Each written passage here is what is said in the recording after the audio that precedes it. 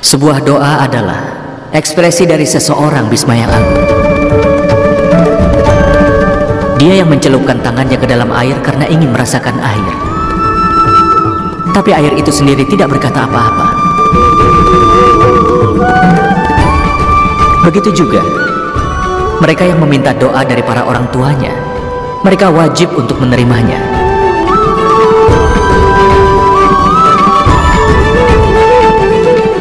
Bila air itu sudah mengering, maka tidak bisa lagi disebut sebagai air. Melihat perbuatanmu yang tidak benar ini, maka hatiku pun ikut mengering.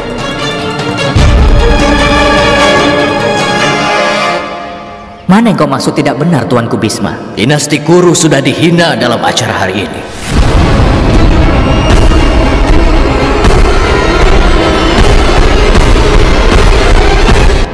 Gadis yang sudah ditunjuk untuk menikahi seseorang tidak bisa dinikahkan dengan orang lain, Basudewa.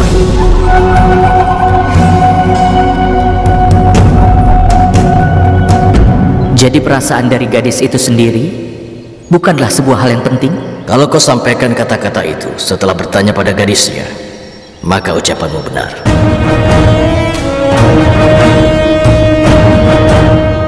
Tapi dalam hal tradisi, cara-cara ini tidak benar. Manusia itu bisa saling percaya satu sama lain, tapi hanya bila tradisi tetap dipertahankan. Mempertahankan tradisi.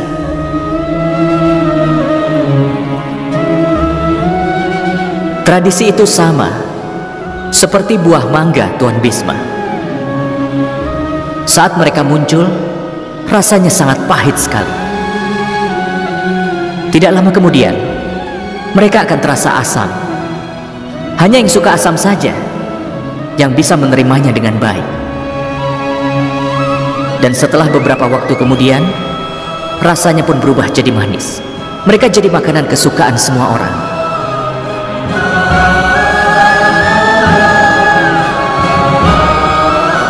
Tapi setelah beberapa waktu kemudian, mereka berubah menjadi busuk.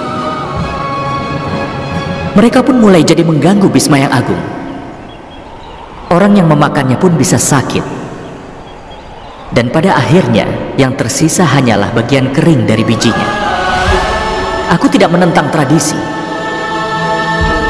tapi saat itu menjadi alat eksploitasi dan mulai memberikan derita, bukannya kebahagiaan, maka tradisi itu harus dikubur supaya ada budaya baru lain yang setelah itu akan muncul ke dunia ini. Siapakah yang akan menentukan tradisi mana yang sudah busuk? Kau, Basudewa?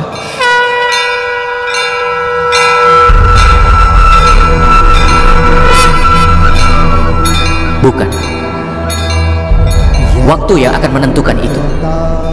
Dan semua orang harus patuh pada waktu yang berjalan, Bisma yang agung. Arjuna, apa kau tahu tentang Raja Mandata dan anaknya, Raja Mucukun?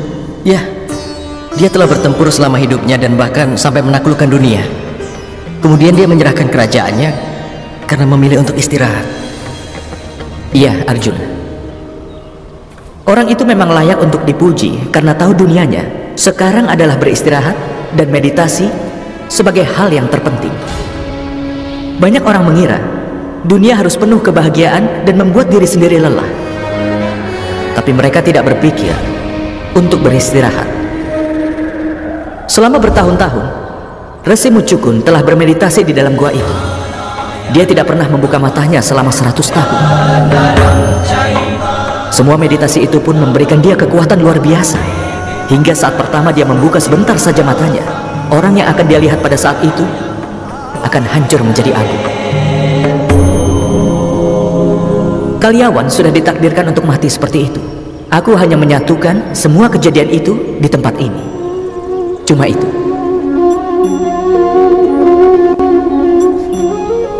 Arjuna, kau harus kedua raka. Aku harus bicara padamu tentang banyak hal. Aku sudah banyak mendengar juga tentang kekuatanmu. Penduduk dari Hastinapura bilang bahwa kau telah membuat sebuah kanopi dari panah untuk melindungi dirimu sendiri dari atap yang menimpamu. Dan bahkan kau juga mengalahkan Raja Drupada. Itu karena bantuanmu, Basudewa Krishna. Batu-batu yang kau berikan waktu itu semua punya matanya sendiri, dan karena itulah aku tahu yang mana Drupada yang asli. Dia yang matanya tidak pernah istirahat. Luar biasa, Arjuna.